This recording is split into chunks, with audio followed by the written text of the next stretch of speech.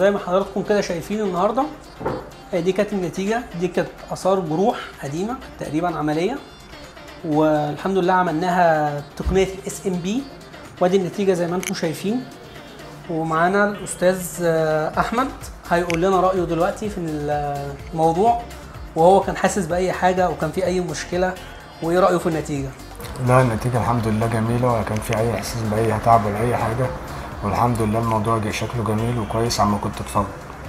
كمان عايز اعرفكم حاجه، ان احنا استخدمنا كمان مع تقنيه الاس ام بي، استخدمنا نظرا ان كان في مشكله في المنطقه هنا، فاستخدمنا تقنيه الشبكيه الفرنسيه، وهي زي ما انتم شايفين كده كانت في المنطقه ديت. ان احنا ركبنا المنطقه ديت، الجزء ده ركبنا حاجه اسمها هير لاين هنا زي ما انتم شايفين، بس هو مش باين تقريبا يعني خالص.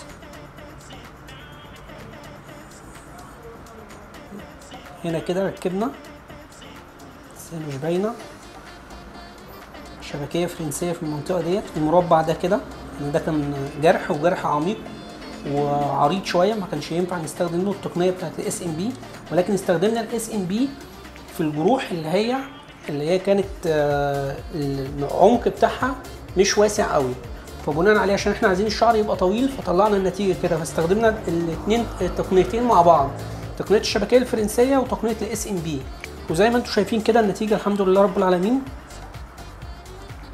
يعني على ما اعتقد الحمد لله رب العالمين ان هي مش فيش اي حاجه، ومفيش اي حاجه باينه تقريبا يعني.